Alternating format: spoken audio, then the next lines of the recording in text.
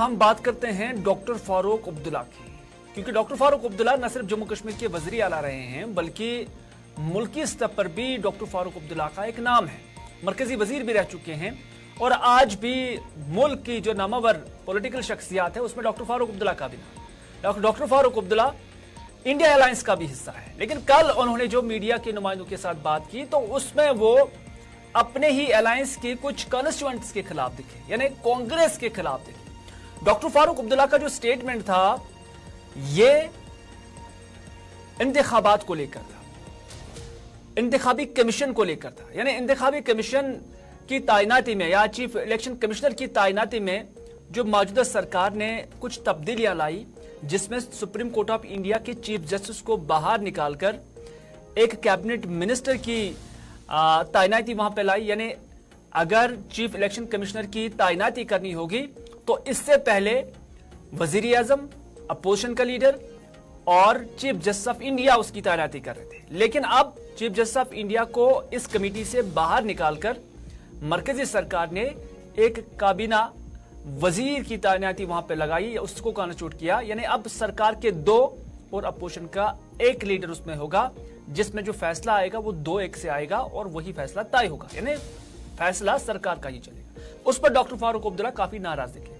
Doctor Farooq Abdullah ने कहा कि अगर हमने मजबूत अपने दौर में, यानी कांग्रेस के दौर में, जब कांग्रेस या यूपीए की सरकार थी, अगर उस दौर में हमने इस कानून को मजबूत बनाया होता तो शायद आज ये नहीं होता।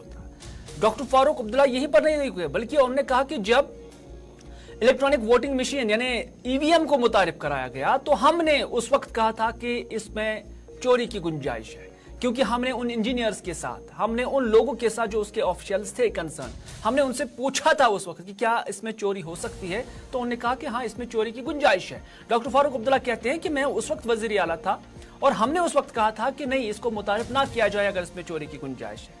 डॉक्टर फारूक अब्दुल्ला का आज कहना है कि हमने जब उस वक्त कहा था तो नहीं माना गया और आज हम रोना रो रहे। तो कहीं ना कहीं दबे अल्फाजों में ही सही डॉक्टर फारूक अब्दुल्ला ये इल्जाम लगा रहे हैं कि आज जो चुनावी नतायज आते हैं तो उसमें कहीं ना कहीं उलटफेर नजर आ रहा है। हालांकि ये डॉक्टर फारूक अब्दुल्ला के डायरेक्ट वर्ड्स नहीं थे, लेकिन जैली वर्ड्स जो उसके थे वो ऐसा ही नजर आ रहा है। उसके बाद डॉक्टर फारूक अब्दुल्ला ने यह भी कहा कि जो हालात है मुल्क के अंदर, चाहे महंगाई है, तेल की कीमतें ज्यादा है, एशियाई ज़रूरत की कीमतें ज्यादा है, हॉस्पिटल फैसिलिटीज नहीं है और भी लोगों को कई सारी मुश्किलात दरपेश हैं, लेकिन फारूक अब्दुल्ला कहते हैं कि आज माहौल ऐसा बन गया कि राम मंदिर के रंग में सब कुछ रंगा जा रहा है, यानी बीजेपी सरकार उसको डाइवर्ट करने की कोशिश कर रही है। हम डॉक्टर फारूक अब्दुल्ला से ही सुनते हैं कि उन्होंने पूरा उनका बयान क्या दिया है।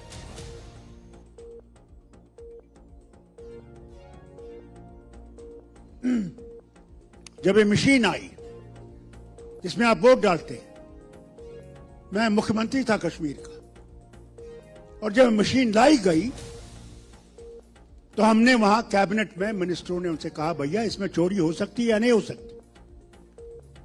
उन्होंने कहा इस मशीन में चोरी हो सकती है। तो फिर इस मशीन को लाने की जरूरत क्या पड़ी?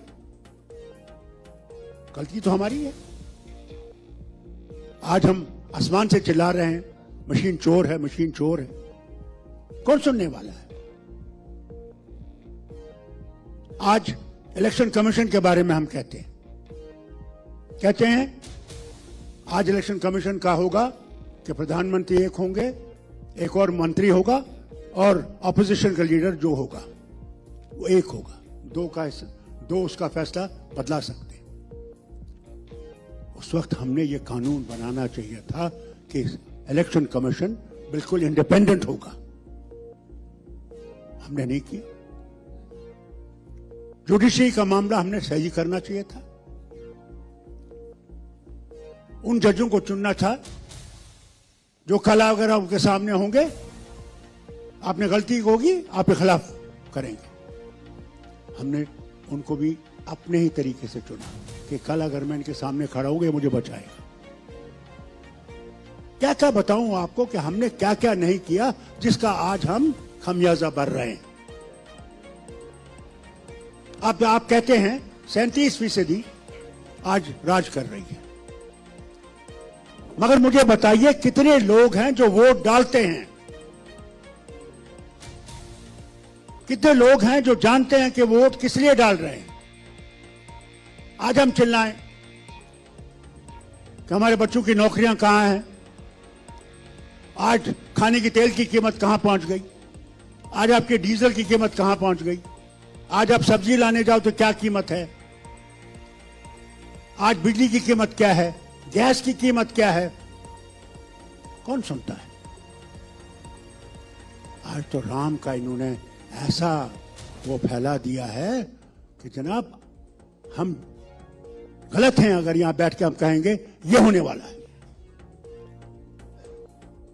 अब्दुल्ला, जिनका मानना है कि ईवीएम में जब हमने सवाल उठाए तब किसी ने माना नहीं, लेकिन आज अब सभी इसका रोना रो रहे हैं। उसके साथ साथ ही उन्होंने जो मौजूदा हालात है मुल्क के अंदर उसका भी जिक्र किया है। उन्होंने कहा है कि नफरत फैलाई जा रही है और इस सब हम सब को एक साथ होकर आगे बढ़ने की जरूरत है। डॉक्टर फारूक अब्दुल्ला के अल्फाज थे।